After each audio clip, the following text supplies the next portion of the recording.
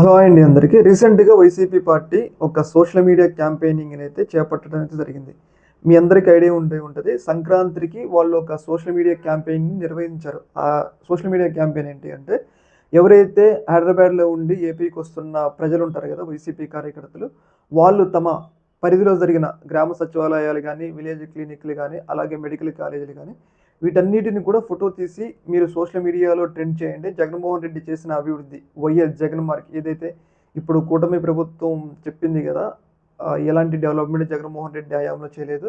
జగన్మోహన్ రెడ్డి రాష్ట్రాన్ని విధ్వంసం చేసిండు అని జెప్పేసి ఏదైతే వీళ్ళు ప్రతిసారి జగన్మోహన్ రెడ్డి మీద ఆరోపిస్తున్నారు కదా! ఆ ఆరోపణకు వ్యతిరేకంగా మీరు సోషల్ మీడియా క్యాంపెయినింగ్ చేయండి అని చెప్పేసి అప్పుడు వాళ్ళు పిలుపునివ్వడం జరిగింది.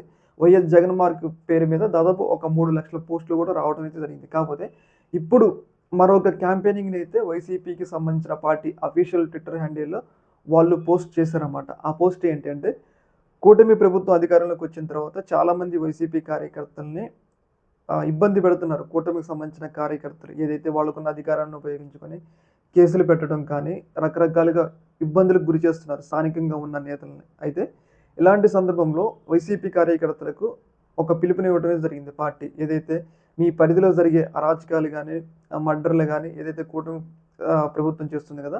వాటన్నిటిని కూడా మీరు మీ సోషల్ మీడియాల ద్వారా ట్రెండ్ చేయండి. అంటే ఇది కూటమి ఫైల్స్ అని జెప్పేసి దాన్ని ట్రెండ్ చేయండి.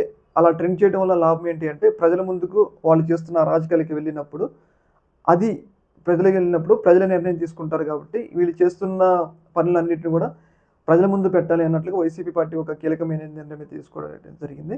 ఏదైతే అప్పుడు వైఎస్ జగన్ మార్క్ ట్రెండ్, ఇప్పుడు కూటమి ఫైల్స్ ట్రెండ్ ద్వారా తమ యొక్క సోషల్ మీడియాని స్ట్రాంగ్ చేసుకోవడంతో పాటు ప్రభుత్వం చేస్తున్న పనుల్ని ఎండగట్టడం గూడా దీనిలో ముఖ్య ఉద్దేశ్యం అని అయితే మనకైతే తెలుస్తాంది.